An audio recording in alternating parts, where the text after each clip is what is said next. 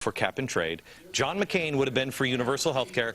Amnesty, it's the same stuff. So it's not, it's at a much slower pace, and he would have listened to the conservative grassroots in his party. Yes, but this was my, hang on just a second. You just said he would have listened to the conservative grassroots. When? When has the Republican Party, you're a Tea Party member? How many people have gone to a Tea Party? Okay, all right. So, you know what, I have to tell you something. The Tea Party movement, you've got Republicans who are saying, you know, you guys are out of control. You're going to destroy the party. Well, you know what? Maybe the parties, both plural, need to be destroyed or at least reset.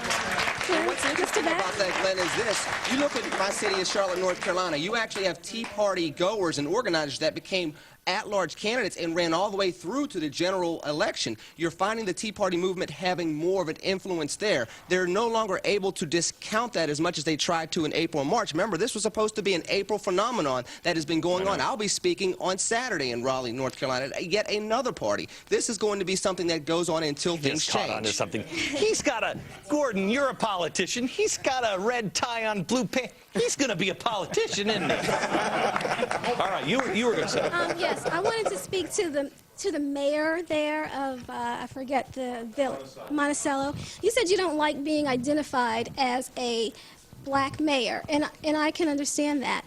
But to say that people did not, and that you have a problem with people referring to Barack Obama as the black president, well, that would be fine if whenever any valid criticism of Barack Obama were leveled against him, people wouldn't automatically, instead of thinking about what's being said, they automatically go on the defensive, and any reasonable criticism of Barack Obama is because he's black and is racist in nature. So to say that he's just the president and not just the black president, he is the black president who is being protected and defended to a fault by the black community. And we are not listening to reason. We were elected.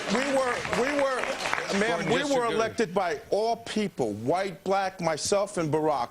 We don't just represent black people. We represent all people, Well, and we should be respected as that. Barack Obama wants to redistribute the wealth of this country. Barack Obama said that he wanted a single-payer health plan. He said that. He also, which is a universal health care plan. But if you go to any Joe in my neighborhood, well, in my old neighborhood, if you go to anybody in my old neighborhood and say that Barack Obama wants to take away our personal freedoms, and that the Congress is taking away our personal freedom, our rights to our own bodies, and make our own decisions about our own body, with this plan, they say, oh, that's not true. You're just being brainwashed by Glenn Beck.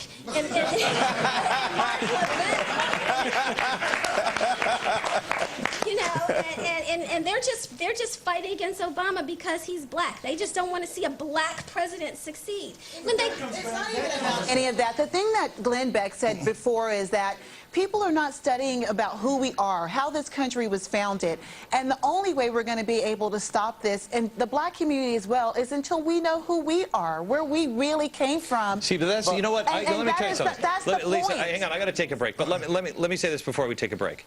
America, I think this is where African-American conservatives have a leg up on just plain old conservatives. If you're a conservative, you are accused of starving little children to death, making sure that nobody has education, you just hate everybody who's coming across the border illegally because they're different than you, et cetera, et cetera. And so you as a conservative, and I don't think liberals really understand this, as a conservative, we're human beings. And so you say these things and we go home at night and go, gosh, is that what, I mean, no. And you have to do some soul searching. You're a conservative, so you want to starve children, but you're also, you guys and conservatives, we have soul searched. And the only way America is going to survive is if they ask themselves tough questions and you know who you are and you know what you believe in. But because we're in this political nightmare where nobody speaks the truth, we're not having honest arguments or conversations about things that are real. correctness. In fact, this whole African-American business is politically correct. I don't believe, Mr. Beck, that when you're talking on the phone... Okay, Glenn. I don't believe that when you're speaking on the phone with your familiars and you get into a conversation about race, you'll say... Or when you're speaking to your wife, you'll go, oh, I'm talking about that black guy over there. You don't say I'm talking about that African-American guy. No. You don't, do you? No. It's a politically correct thing. So you why... refer to me, I mean, but you don't refer to me as German that German-American. It's just so darn silly. It really is. But America's supposed to be past that. We're supposed to be the melting pot where we're not intimidated to use an adjective just as an adjective and not as a slur or not as a delineation. That's what we have to get to. I'm back in a second.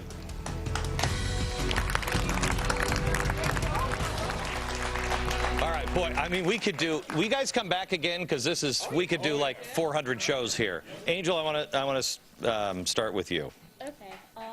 I think as conservatives and libertarians, anarchists, anyone who believes in freedom, one of the things that we need... Anarchy is, I think that's a bit much. Well, no, it depends. What we believe in is that, or what we all believe in is that you have a right to your property in your body, and that no one else has a right to tell you how to use that property, and your labor and the wages from your labor are yours as well. And so one of the things we need to focus on is premising all our arguments on that. It's not that we don't care about poor people, because we do. We recognize that giving people the right to their property is the way for them to move forward. And and what we have right now is sort of a continuation of the premise of slavery. And that is the premise of slavery. Everybody talks about the violence, and that's the thing that people get upset about. That's sort of the ugly flower that comes out of the seed. The seed is planted, and that's that you don't own your own self. David? I like to keep it to some simple, basic truths. Let's start with what everybody's been talking about. There's only one race human. After that, you're hyphenating everything. I co-founded the Black Republican Forum, the New York Tea Party organization. I've been called a redneck racist, a teabagger. I was attacked by Garofalo a few weeks ago. And you know what I say to all of them? When you bring me something that actually means something, I'll respond to it. Nobody defines me but me. And back to your point of freedom, if nobody can define me but me, you can never take it away. Glenn, you said it. There's more of us than they are. We surround them. And the fact is, we have to act on it, but we have to do it honestly, because what I also hear in this audience are a lot of platitudes of left versus right argument, and not a talk about the real truth underneath that argument. Right. Barbara. Yes. Okay, well, I want to touch on what the Reverend was talking about our children. Our children are going astray. You know, the children are raising the parents instead of vice versa.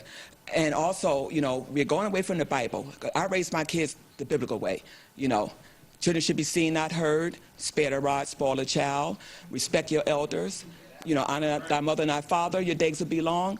There's none of that going on now. All the kids know how to do is drop it like it's hot, pop that thing, all this other stuff. They need to be taught the Constitution. They need to be taught about the Bill of Rights. They know every single song, every Xbox tape that's out. But they know nothing about our history, where we're coming from, where we're going to. Because it's always saying we're one generation away from being in slavery. Back in a second.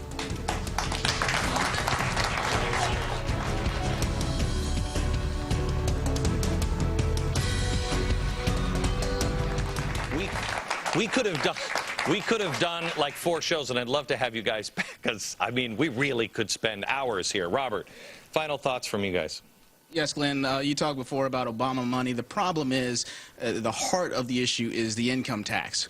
The income tax is what allows the government to practice nepotism and cronyism and spread the wealth around. That is the source of communism. It goes back to the progressive movement that you've been talking about on your show. We have to get rid of that and repeal the income tax. Jabril. Hey, liberals out there, make it plain, straight, and clear. There is no utopia, but there is American exceptionalism. You should wake up every day and thank God that you wake up in America, that you are an American. Because you go to places like Detroit, Michigan, or Gary, Indiana, or even cross over to New Jersey, and you see what liberalism has done. I just want you to know. Not so much. I just want you to know, New Jersey and Detroit and all those, they're in America. Rafiq, go ahead. I wouldn't be the man that I am if it wasn't for conservatism. I've came a long way. I've been Democratic, Republican, and conservative. And being conservative is to be about liberty, and liberty my soul breathes. God bless you. Okay, guys, God bless you. Thank you for being here. From New York, good night, America.